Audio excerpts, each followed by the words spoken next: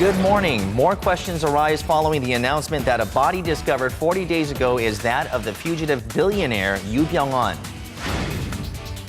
More on the deal between Korea and China to allow direct trading of local currency, slashing costs and reducing risk. U.S. and European airlines are halting flights to Israel after a rocket landed near Tel Aviv's Ben Gurion airport. Service is halted indefinitely. And a look at an enterprise that's raking in billions with squid on Korea Today, Wednesday, July 23rd, 2014. From Arirang News, this is Korea Today. And good morning. Thanks for tuning in to our Wednesday edition of Korea Today. I'm Ojingeo alongside Kim Min-jung and Kim Young. We're finally having some rain in the nation. That's right. You know what they say, when it rains, it pours, right? There is a heavy rain advisory issued for Seoul and the surrounding metropolitan area. Let's take a look at the outside conditions right now.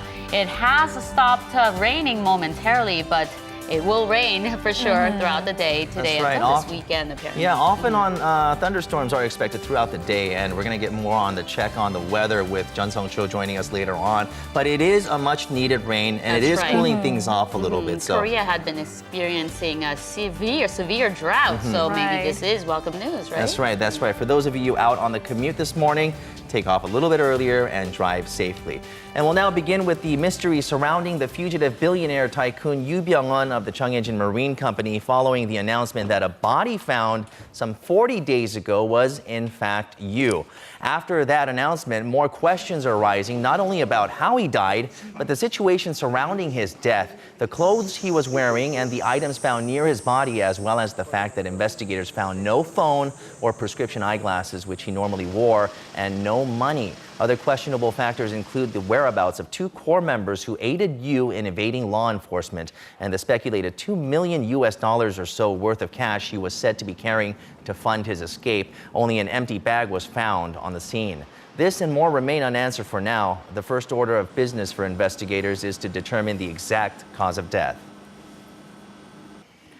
President Park Geun-hye has presided over the first meeting with her new cabinet and said the government should pull out all the stops to revive the sluggish economy. At the presidential office of Cheongwadae on Tuesday, President Park told ministers and other members of her cabinet to mobilize all means possible, including financial and fiscal measures, to turn the economy around and focus on creating jobs so consumer spending could pick up. 배도 기울어졌을 때 복원력을 잃어버리면 그 포기할 수밖에 없듯이 이 불씨도 확 꺼져버리면은 이제는 잃어버린 10년, 20년으로 나가게 되는데 그런 상황을 우리가 만들어서는 절대로 안 될 것입니다. The president also ordered the cabinet to remove the unnecessary regulations that hinder economic growth, saying deregulation measures may be the best way to resuscitate the economy without extra costs.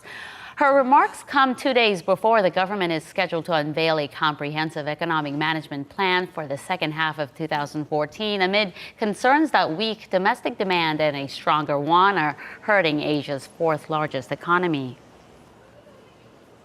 Korea and the United States have signed an MOU aimed at protecting cultural properties. Korea's Cultural Heritage Administration Chief Na Sun-hwa and Deputy Assistant Secretary for U.S. Customs Enforcement Thomas Winkowski signed the Memorandum of Understanding.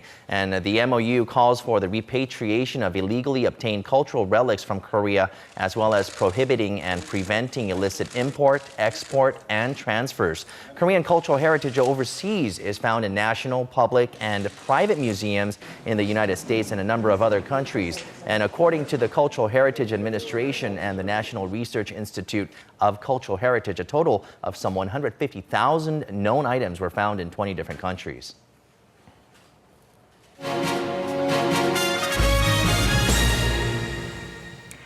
Earlier this week, Korea's Shinhan Bank and the Industrial and Commercial Bank of China directly traded their local currencies for the first time in the nation's history.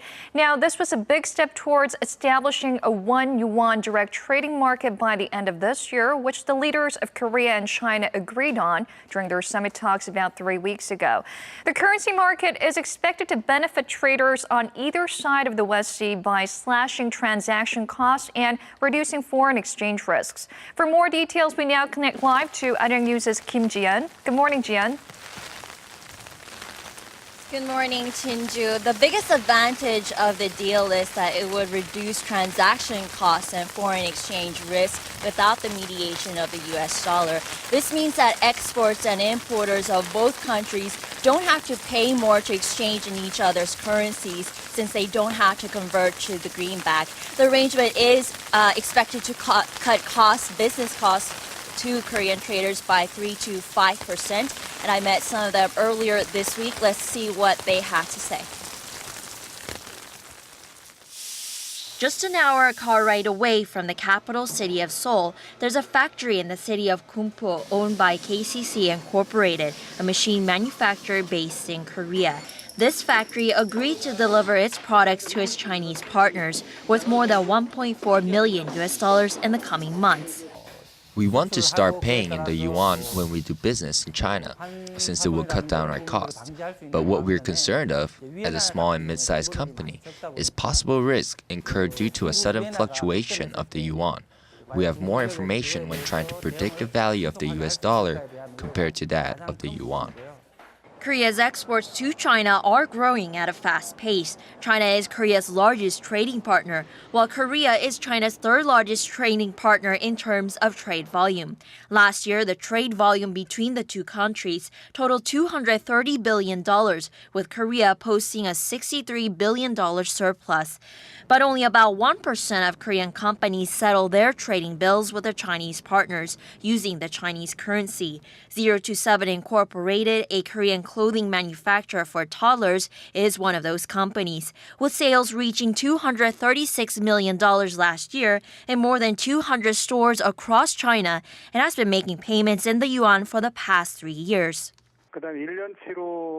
We currently save company payments by 1% every year by paying in the yuan. We asked our Korean subcontractors at the early stages of the contract to use the yuan and they agreed to it. The company says up until now it has not experienced any currency risk stemming from the sudden fluctuation of the value of the yuan, which is partly pegged to foreign currencies selected by the Chinese government. But it suggests Beijing could do more to raise transparency by sharing its financial policies and vision so that more business entities will want to trade in the yuan. Also, the company argues that the Korean government should do more to facilitate the direct trading currency deal. It says Seoul should provide more incentives and benefits to Korean companies that reinvest in the country with capital earned from China. A researcher at the Korea Capital Market Institute says the currency deal will make Korea's financial market more attractive to foreign investors. The deal with China is expected to enhance Korea's financial and industrial brand image with the growing use of the Chinese currency in international trade. The global trade volume settled in the yuan amounted to 4.6 trillion yuan, or $741 billion last year, up 58% from a year earlier. It's quickly becoming the second most used currency in the world. Major financial centers are trying to increase their investment quotas to invest directly in China's capital markets. Beijing is reportedly considering granting investment quotas to Korean financial institutions of up to $13 billion. So, Chian, this direct currency trading market will definitely benefit exporters in many ways. But how about for Korean importers? I hear there are some concerns over the currency deal. Well, Chinju, like any other trading deal, there are two opposing views to this on the matter. And they're concerned how it will affect imports rather than exports and as Chinese goods drag down the price competitiveness of local goods. The Donghyeop Economic Research Institute says that the trade deficit in agricultural and livestock goods amounted to about $25 billion. And this is widening as the trade volume between the two countries expand further with this direct currency trading deal. And this is the $25 billion trade deficit is 39% up from 5 years ago. The agricultural and livestock industries always is a sector of concern when it comes to free trade deals. Now, Jian, it's not often that we see people here in Korea use Chinese banks. In fact, many of us don't even know which Chinese banks are operating in Korea. Right, Shinju. Well, this might change, but what I can tell you is that Chinese banks are definitely trying to expand into Seoul. The Seoul branch, when I talked to the Bank of China, said that it might be buying one of the upscale office cell buildings, as you can see behind me right now. And renting there is not a small investment. Even if it's in a long period of time. So the lack of familiarity that you are experiencing right now, it may change in the coming months as the Chinese banks take root here in Korea. I guess we'll be seeing more Chinese banks in Korea as we near the establishment of the direct trading market between the two countries. Thanks, Jian, for that report. That was our Kim Jian reporting on the direct currency trading deal between Korea and China.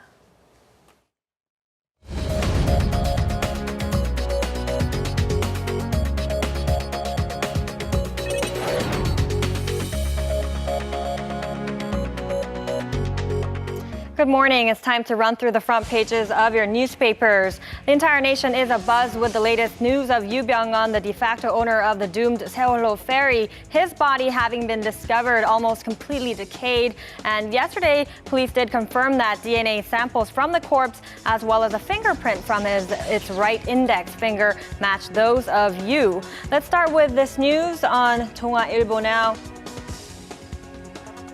The top headline, there's been mounting criticism towards authorities for having come to yesterday's announced conclusion in the way that they did. Almost a good 6 weeks went by between the remains having been collected by local police and the remains being identified. So this title reads 40 days of aimless wandering by prosecution and police while in possession of Yu's body.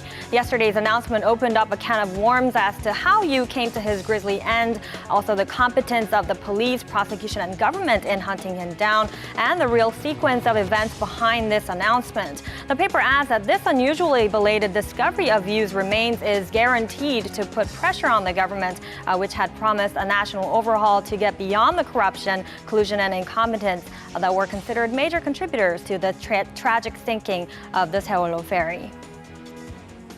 Now moving on to some other news on Ilbo. Let's take a look at this one here on the side. This one on North Korean defectors. The header says 29 North Korean defectors and 6 South Koreans aiding in their flight arrested by Chinese security. The Daily says Chinese authorities arrested a throng of North Koreans who were fleeing their country to come to the South Korean side, along with 6 South Korean volunteers who were aiding in their escape. Among the volunteers was a South Korean national who had originally defected from the north as well. Now the defectors are currently in danger of being deported back to the north from China. Now next we'll go on to some business news. First up on the Korea Economic Daily for a look at this image here in the center. This picture is titled Association of High Potential Enterprises of Korea launches. Now this association, AHPEK, has been working to solve issues of unemployment and social polarization in the country by giving more economically fundamental roles to high potential enterprises. Yesterday afternoon, President Park Geun-hye, as you see here, attended the inaugural ceremony of the AHPEK held at Sogong-dong in central Seoul. Now, at the event, she said that she will soon announce measures that will support mid-sized family businesses with growth potential so that they can be inherited without difficulty by descendants. This is in hopes of expanding the number of successful, long-living companies. Now, our last story is on the Mail Business newspaper, or another one here on the side. And it looks like internet. The story is on capital requirements which are to be lowered for setting up specialized bank. The headline says, specialized banks to appear. It looks like the government will lower the entry requirements for creating specialized banks such as full-time online banks and PB-dedicated banks. Chairman of the Financial Services Commission Shin Jae-yoon said last Sunday in a meeting with British Ambassador to Korea Scott Whiteman that the government will consider relaxing such entry requirements and regulations. Now, in the case of online banks, the Commission is reviewing measures to solve issues related to personal identity verification and security. And that was a look at your newspaper headlines for this Wednesday. Now, coming up are the stock numbers from Tuesday.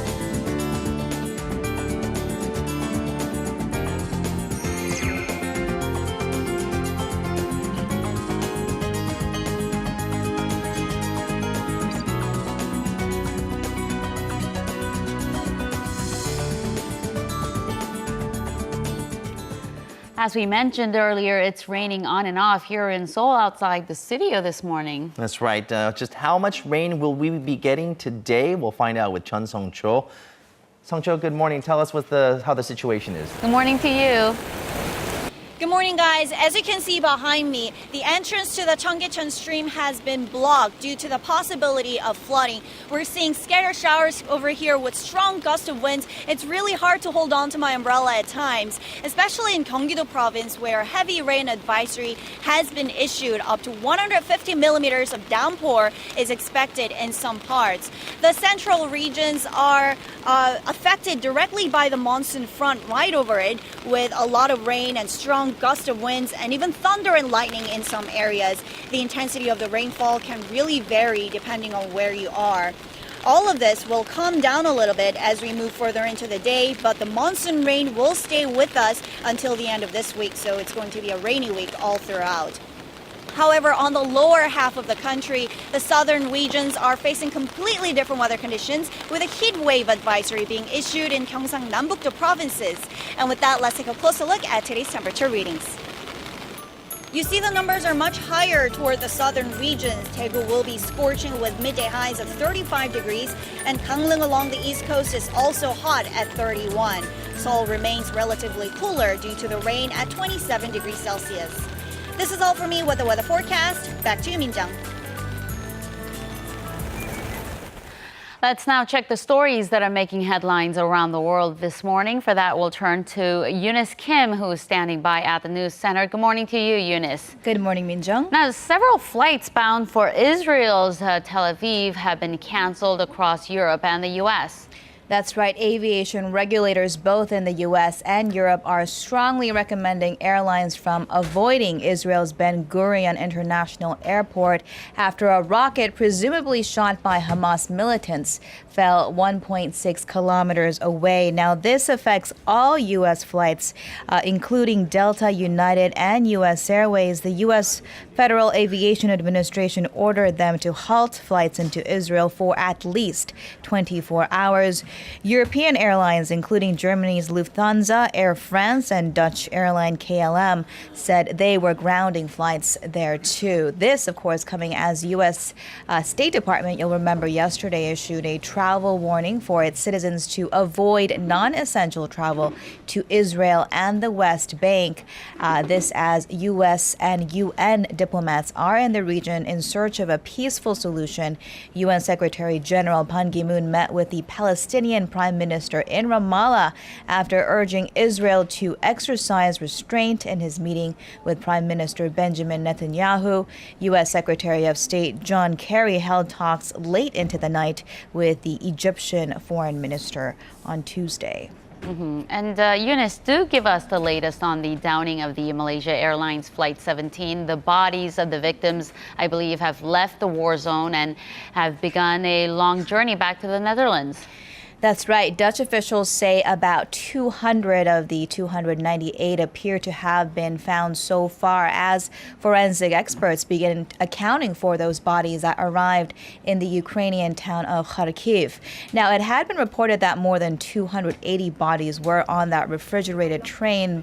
One forensic expert saying that they would have to go back to the crash site to account for the missing, as the team will not leave until all the remains are accounted for. Now, the first group of remains is due to be flown to the Netherlands today, as that country marks a day of national mourning.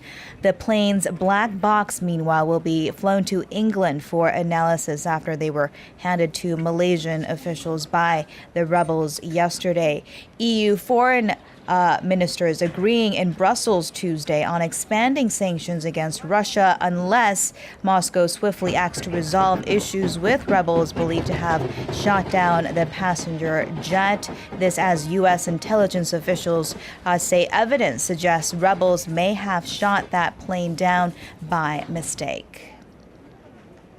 And finally, we'll head to China, where the latest food scandal there has spread to include more American companies, as news spread that the tainted meats were sent to as far as Japan.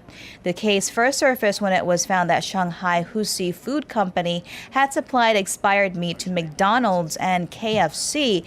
Their parent brand apologized to Chinese customers Monday, but on Tuesday, Starbucks said some of its coffee shops had sold food products using chicken sourced from Shanghai Husi, which had been shut down by regulators Sunday following a TV report showing staff using expired meat. Now, a Tokyo-based spokesman at Japan's McDonald's Holdings company said about a fifth of its chicken McNuggets was also sourced from this troubled company, though they did stop selling that product on Monday. We will be keeping you posted throughout the day on global headlines. For now, that's a wrap of the stories we're following this morning. And still to come, fight the heat with a dish that will make you perspire inside and out. Even if that's not usually your hot weather remedy, you may think twice after hearing about this spicy, tempting restaurant. Gunsan Ojingeo's secrets will be revealed on Strike Gold.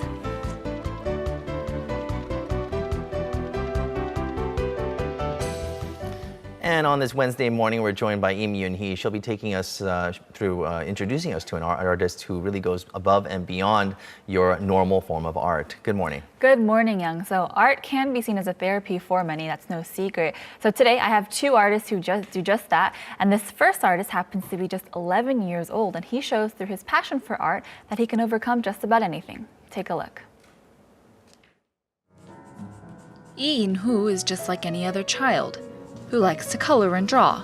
But even at the age of 3, he was a victim of bullying, something that affects children everywhere. In order to overcome, he turned to what he loves best, art, and now he's considered a child genius. Since I was 3, I remember being bullied, but drawing has helped me overcome it. I become happy when I draw. This child prodigy has never been taught, nor has he received any lessons. Instead, he paints from his heart. His works show themes of togetherness, the East with the West, and logic with emotions. What others may see as opposites, this 11-year-old believes should be together in harmony. Another artist who brings together opposites in her work is Lee Kyung-mi. Most recognized for her cat paintings, Lee creates harmony on the canvas by uniting unlikely couples. She juxtaposes contrasting images and brings forth the hope of unity, where differences highlight similarities. The world around me is an interpretation of the impressions and influences throughout my life, as well as a question about the direction of my future. Her realistic cat paintings are also on display, showing various lovable felines. Individuals can feel alienated, wound up in society, so when respect can be given, it should. It's meaningful when one person makes a first attempt at friendship because it will lead to so much more. The exhibition gives the audience a peek into the artist's life, including her many and various recreations of cats. Now, we saw a lot of paintings, but her art also involves a lot of installation work, right? Right. So installation work is something we are seeing quite a bit of here in the city, including at the spaces called Creative Spaces around Seoul. Now, this is a project being funded or being organized by the Seoul Metropolitan Government, and they include utilizing these abandoned places to make them into art workshops or spaces for artists to take advantage of. And so, for example, the Jungang Traditional Market is now the Shindang Creative Arcade, and so artists are there to show their installation work, to use it as a workshop, to use it as a place to, express themselves, and it really has been quite popular. It's installation art usually has a requirement of a certain amount of space, right? Finding that space, I think that is very important. But they're getting very creative these days, using the sides of buildings, walls, all over the place. All right, let's go back to the child prodigy there. He's a young man. He's being recognized very early on in his, I guess, career, if you want to say that for now, right? So tell us about this guy. So he is just 11 years old, but he has quite a bit planned for the future. He doesn't particularly want to go to art school quite yet. He said with the close of his exhibition, he wants to go to Paris, France, and to just be inspired, soak up the environment, and to just see, the city of art. Yeah, I mean, nurturing an artist like him, I think that's very important. He needs to be exposed to all the art pieces out there and the different varieties there. Right, artists are just so young these days. Seems like they're getting younger and younger. I mean, recently an artist from Norfolk was estimated to be worth over $500,000, and he also is just 11 years old, and so you never know, they're just getting so young these days. All right, well, sounds good. I won't expect something like that from my kids. But well, you never know. You'll have to wait and see. All right, thank you very much for joining us. Always a pleasure. And stay with us on Korea Today, because we're going to be looking at some homegrown bicycles. Now, exercise is very important. One of the easiest and the funnest ways to do that is through bicycles. Now, you can go ahead and get a lightweight portable bike for a ride, and your body will thank you. You'll become healthier, and so will the environment. So stick around, because we have some good bikes for you.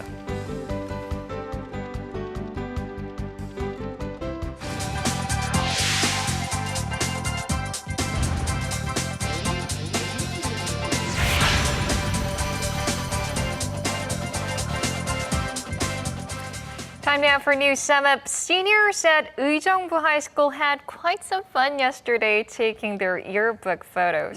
That's right. And this school is apparently known for its tradition of taking quirky and offbeat photos, some dressing up as famous figures or even animals. So we'll get a closer look at this story with our Seomi Sorang, who joins us from the digital room. Good morning to you. Good morning.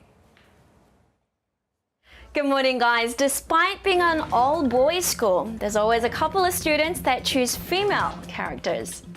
Here's Marilyn Monroe, and all dolled up in hanbok, the Korean traditional dress. These two friends paid homage to Suarez and Chiellini, while these guys went all out to recreate Winnie the Pooh and an alpaca. Why not? Meanwhile, over in Gwangju, a joint funeral was held yesterday for the 5 firemen that lost their lives in a helicopter crash last Thursday. And according to Taiwan Central Weather Bureau, Typhoon Matmo is expected to cross the Taiwan Strait and hit mainland China by the end of today. Switching gears to entertainment news now, the music video for Block B's latest single, titled H.E.R, is due to come out tonight at 6 p.m. Korean Standard Time. Until then, here's what to expect. Unlike the darkness of their last single, Jackpot, H.E.R has a much lighter feel. Dressed in bright colors and dancing to an almost bubbly tune, the boys sing about a beautiful girl they're infatuated with. Very light and fun, perfect for the summer. And moving on to our last issue, one of the fastest declining jobs in the US is the mail delivery man. Unfortunately, the sentiment is echoed right here in Korea as well, and it looks like the other jobs in the post office aren't too safe either. By the end of this year, the Korean Post will shut down 100 offices and lay off 700 workers, mostly those working at office counters. This widespread restructuring comes as the organization is poised to make its 5th consecutive year of losses. In downsizing this year, the Korea Post is expected to save about $34 million. And with that, it's a wrap up for today's edition of your Daily News Sum Up.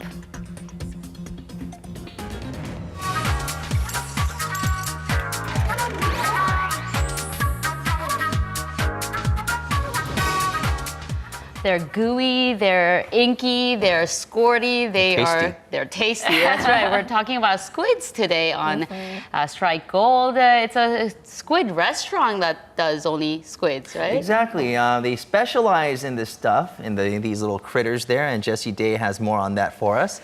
Good morning. Good morning. Yes, squid is a very popular dish in Korea, and in fact, July is squid season, so it's happening right now. Most of the squid come from the East Sea, and there's one restaurant in particular that went from being a mom-and-pop shop to a huge chain restaurant, making nothing but squid for 25 years. Wow. Quite a long time. So let's check out their secrets to success on this week's Strike Gold. Gunsan Ojingeo, located in Songpa-gu district of Seoul, is always teeming with customers from the entrance all the way up to its 3rd floor. It's near my house. Oh, in your neck of the woods. 1 million people are said to have visited the restaurant last year alone to get a taste of its squid dishes. The restaurant's signature dish is brought out as soon as the order is placed. Get ready for it. It is squid bulgogi, which is so spicy that it makes the tip of your tongue numb, yet they say you can't stop reaching for it again and again. And it does look quite spicy but flavorful. Ooh, my mouth just began to water. Once you taste it, it keeps on coming to your mind over and over again. It's deliciously hot. The fantastic combination of hot flavors created by the spicy sauce and chewy squid is, well, hot these days. We asked them how well they sell. The main restaurant makes about 4 billion won a year, while online sales and deliveries to the franchise stores yield about 3.5 billion won.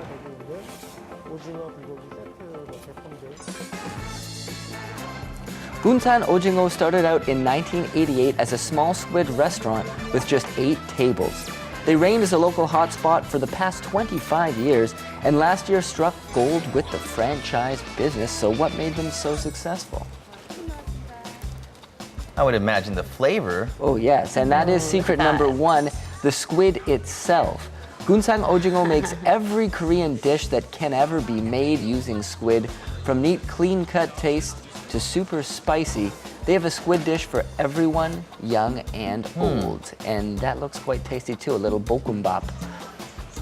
That's sundae ojingeo. Yeah. From fried squid to grilled squid and sundae, the variety of dishes made with squid are great for the entire family to enjoy. There's the crispy fried squid, squid sundae, and the squid cutlet. That's especially popular among kids. On the menu, there are over 10 different dishes, all made using squid. Now, the second secret lies in the healthy ingredients. Not only the original restaurant, but all their franchises across the country use only ingredients that are strictly managed by the company's main factory. They use about 4 to 6 tons of squid every week, and only the best quality squid caught when they're in season. We use squid from the country's largest squid fishing area, the East Coast. The local fishing vessels and deep-sea fishing ships we've signed with quick freeze the squids caught in season and deliver them to us. The special sauce that changes the dish's taste has remained unchanged since its recipe was developed by the first head of the company, the mother of the current Gunsan Ojingeo president. Only local hot pepper flakes and garlic are used, along with the secret broth that they wish to remain a secret. All the franchise restaurants use the sauce made at the main factory, which means that the food will taste the same at whichever Gunsan Ojingeo restaurant you eat at.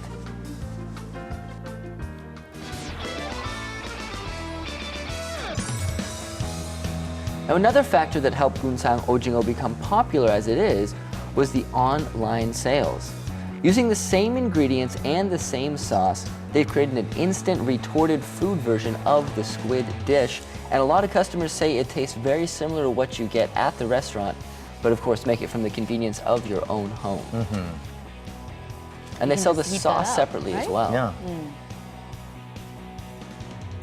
Over 100,000 people have purchased the Gunsan Ojingeo product through online shopping malls and social commerce sites. The company has since equipped itself with a separate marketing team and a business team for the online portion of the business. And you can see the sauce there. You can make any meat with that too, not just squid. It's called Ed sauce. Ed sauce.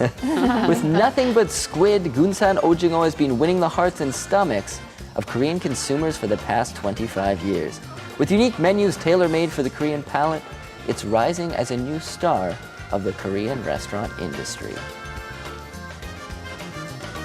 And you're seeing it right here in the studio, Yes. the foods that started this enterprise. And it looks like they really expanded as a business. So, I mean, you're talking about online sales, everything's packaged. Can you pass us the chopsticks, Yeah. please, Jinju?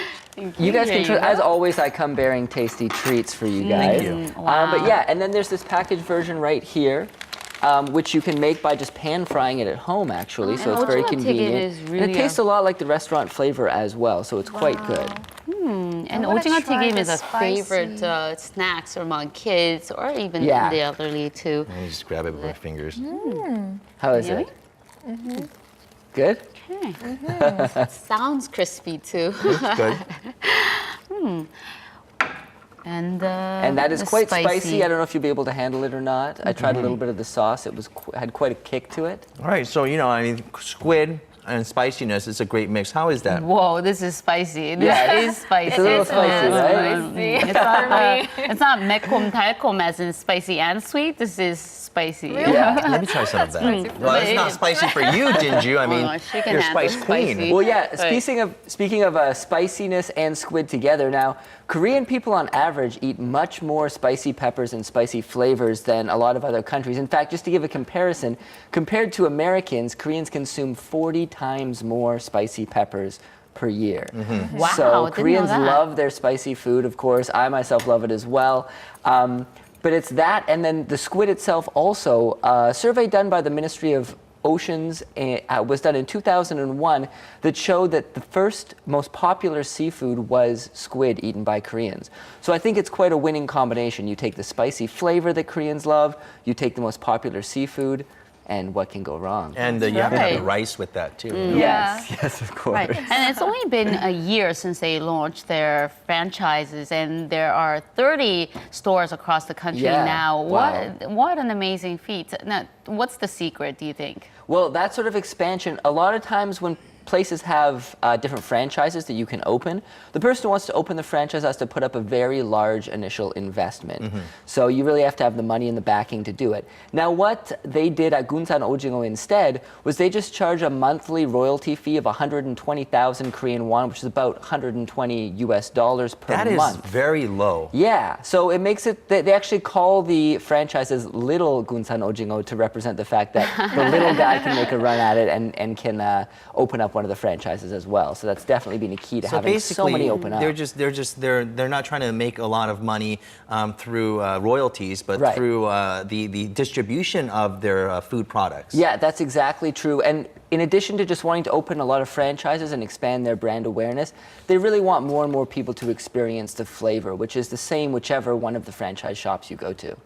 But we've seen a lot of restaurants that become popular and famous, and then they open up franchises all of a sudden, but the taste Right. and quality of the dishes deteriorate somewhat. There's a point of the customers. How about Gunsan Ojingeo? Yeah, well, they're able to deal with that because they basically have a standard across all their different restaurants. The squid itself is caught and inspected by the company to make sure it's all A-grade, best quality possible. And the secret sauce and all of the other ingredients are also made by the company and then shipped out to the different franchise restaurants. So in that way, you get a uniform flavor no matter which Gunsan Ojingeo restaurant you choose to go to, you're going to get the same taste experience. And of course, that's led to a big part of their success as well. That consistency is so important. Yeah, absolutely. And I see squid's best friend, prawn, has made it onto the dish as well. So Help maybe- myself to that later. Thank you, Jesse. Yes, thank you. Thank you.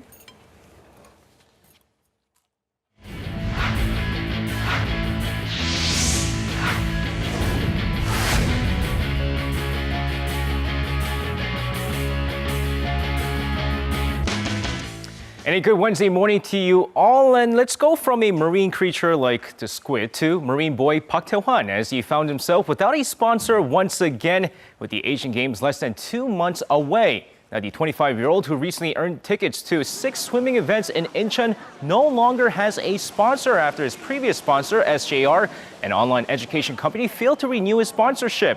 And according to several reports, Park Tae-hwan requires roughly $70,000 per month training in Australia. But of course, with his recent success in the national team trials, don't be surprised if he gets a major sponsorship deal real soon.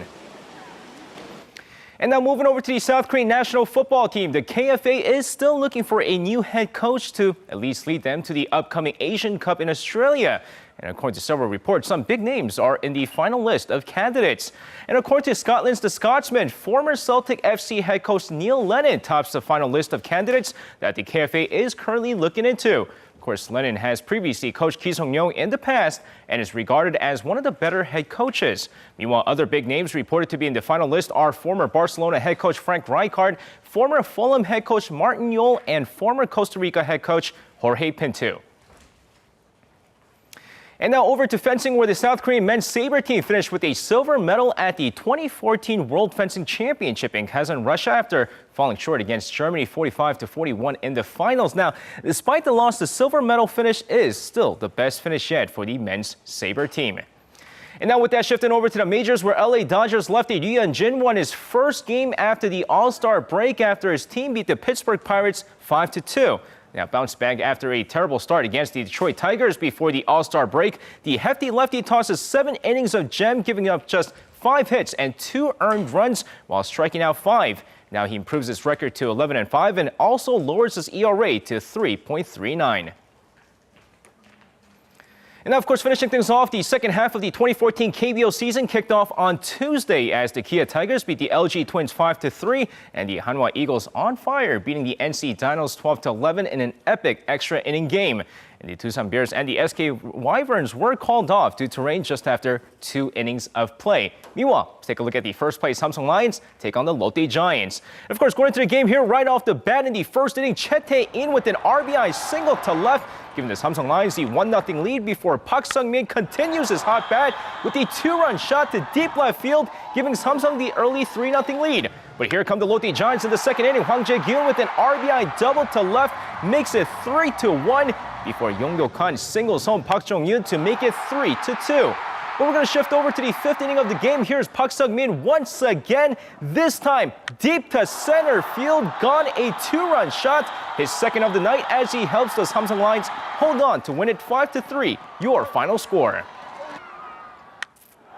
And that's going to wrap it up for me. This has been SJ. Have a great rest of the day and see you guys again for your sports needs.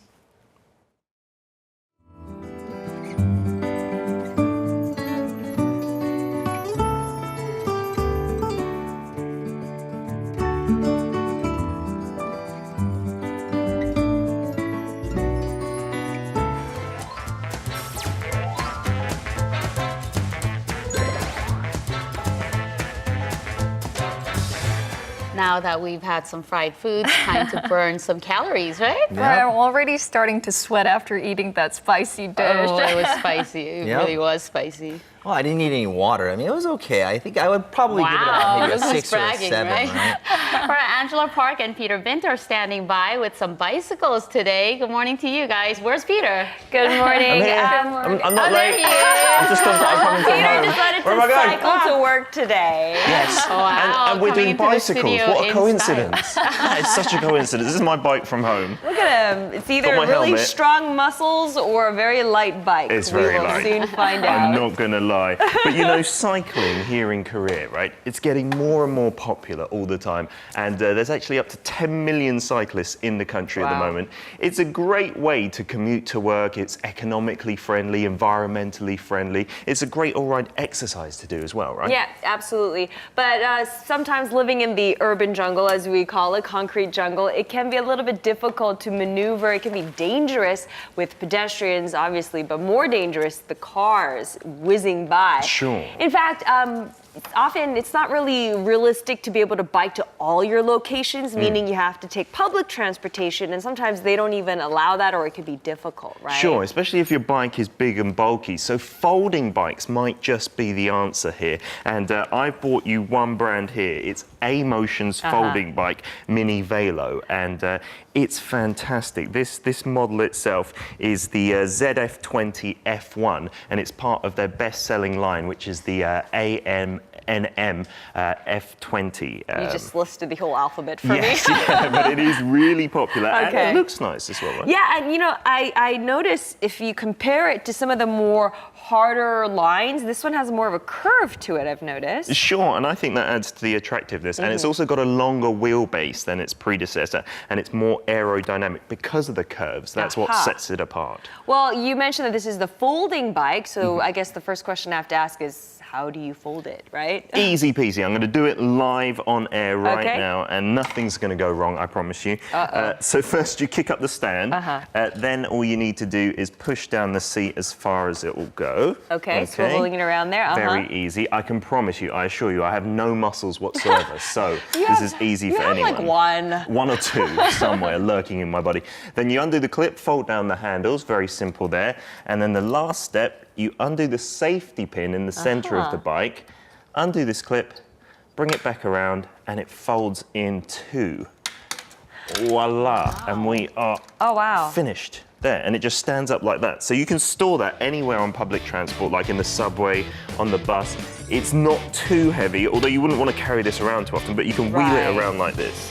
And the way that you folded it, I mean, it did look like it was easy in the sense that you don't need, quote unquote, like you said, muscles. Or any tools. Right, but the what is it, the buckles and the little swiveling buttons or whatever it was, the latches, it kind of reassures you though that it's not gonna like flop and fold on you while you're riding. Exactly, this shape right now is very safe and sturdy. It'll stay like that when you put it in a luggage compartment or something like that. Space saver. Yeah, absolutely, and that's the reason why they're becoming so popular. You can take them on the trains and subways, and to unfold it as well, I'll show you right now. Important. Not difficult at all, just the opposite of the process earlier. You can put this stand-up clip here. Do you need help? Can I do anything? No. Okay. I'm going to show you, prove this is a one-man job, okay? And then you put the clip back on like this, easy peasy. Put the safety pin down. To ensure, like I said, it doesn't fold on you. Handles up. There we go, and then just adjusting the seat again to whatever height you want. That looks actually easier unfolding than folding, although it's the same thing. I think it is, yeah. And what's great about this is it's got gears. It's not just a simple bicycle. It's got a 7-speed Shimano gear shift here, the V brakes, so it's fully equipped, and even a bell. There you go. That was your favorite part, huh? Be honest. Yeah, that's what you like the most. 7 speed gears, so that will ensure that if you do like a little bit of speed, you do have a little bit of an option there, right? Sure, and for different inclines as well. Yeah. Okay, so folding bicycles, that's of course great, but we have 3 different models. So aside from Peter's folding one, we have another couple models here that will try to cater to different needs, right? Looks very different from my folding bike, yeah? This Let me get on the other side. Okay. Here. This is the Roadmaster 827 HA. Oh yeah, actually, because your muscles are bigger than mine. This is from Alton Sports, and this is an urban hybrid bicycle. Ooh. So this is great for those that want to combine the style factor, but also the speed factor. A hybrid bicycle. Hybrid Not like bicycle. a hybrid car. There's no battery No in there gasoline or anything like that. It's hybrid because it's like a mix of a mountain bike, but also what we call like the road cycles, right? For more of the inner city type of riding. Brilliant. And it's great because this can take you through the city streets, but also for those of you who do like to kind of rough it outdoors on rougher terrains, you can still use this Roadmaster. And it looks, I must admit, super cool. Like, I'm not a big cyclist or motorcyclist. Right. But the writing here on the wheels, I haven't seen that before, right? The logo there, that's the unique factor. If you notice, this is actually a 60 millimeter. So if you were to measure this, it is about 60 millimeters there. It's a high rim, so it's different. It sets it apart from other bicycles. It's a little bit more, I guess, flashy in that sense, and it definitely makes it clear what model it is. It's the Roadmaster. Sure, it looks cool. It's light as well. When I picked it up, it's super light. You're right, and it's made with something called DP780. That's the material name. Have you heard of that? The DP780, not at all. What is that? Okay, DP780, it stands for dual phase steel. Basically, it was helped develop along with POSCO, and it's the first time that this DP780 was used to create a bicycle. It's the same material. It's often used in cars as well. Just think of it as it's 2.5 times harder and 30% lighter than your conventional materials used to make for some of the more other competing bicycles out there. Well, I wouldn't have been able to exactly tell it was 30% lighter, at least 25%. 25%. And it is very, very sturdy as well. I don't think this is going to break too easily, right? No, and they put in other detail factors, the stable handlebar. It's 27 speed gears. Oh, a lot more than the folding bike. 20 more than yours, Peter. But yeah, so not only that, but it gives you a stable shifter along with the gears to allow for stable shifting. Okay, in terms of style, I'll be honest, this is the one that I would most likely want to keep for myself. You like the black and white, thick rims? Yeah, it looks really, I don't know, really cool. But we've got another one from the same brand over here, That's right. It's also called the Roadmaster, but the number plays a big difference because this was 827 HA. That one is Roadmaster 14 again by Alton Sports. Okay. Let me make my way around there as well so that I can get closer to it. This looks more old style. Yeah, it's the classical model, and it's a nice wine color. So if you, Peter, if you like the black, I actually got to say I like the more reddish, wineish color that we have here. But this is also very lightweight. That's another key factor. Try to lift it up there. This is actually, in my opinion, lighter than that one. Yeah, it's 10.8 kilograms. Wow. It's called Roadmaster 14 because there are 14 speed gears that you can shift through, right? Fantastic. And it's also made out of the DP780 material, which is probably why it's so light. Okay, and I've seen with these two bikes, both Roadmasters, the wheels, they're really narrow. I guess that helps with aerodynamics or You something. do know a little bit something about bicycles. But not only that, the wheels are really, they're also kind of big. If you compare it, it's obviously more to the folding bike, but they are a little bit bigger. But another key factor is if you notice the handles, they look a little bit different. They're a little bit lower and closer to the seat, and that is for aerodynamic purposes to fight a little bit more of the air or wind resistance. I guess that makes the cyclist also bend down when they're riding to kind of break that wind. And if I was to go on a bike trip, which I don't often do, I would definitely like one of these Roadmasters, I think. And commuting, I think the folding bike is perfect, right? Right, and so these are all obviously catering to different needs. Like Peter said, for those of you who kind of need it to be more transportable, that's an option. If you want to have the option to take it on rougher terrains, Korea has amazing diverse topographies, right? Lots of hills and mountains, then the Roadmaster would probably be more of your pick. Absolutely, all the gears and whatnot, That's right, that's right. You should come and join us and take a ride. Are you a cyclist, actually? Oh, I'm not much of a cyclist, but I'm sold on that one that folds. It's very interesting, and good thing you mentioned that it doesn't fold on you. Can you imagine if that did that while you're cycling? Yeah, and they've got so many bright colors as well. I love it, love it, love it. All right, it's great that you can fold those and have those with you. Getting a bike rack and then installing a bike rack on your car, it could be a little bit difficult there. Absolutely. There's some great stuff. I like it. Thank you so much, guys. Thank you very much. Bye-bye. Well, that's just about does it for this edition of Korea Today. All right, enjoy your rainy Wednesday and be careful if you are hitting the roads here in Korea. We'll see you back here tomorrow morning. Thanks for watching. Bye-bye.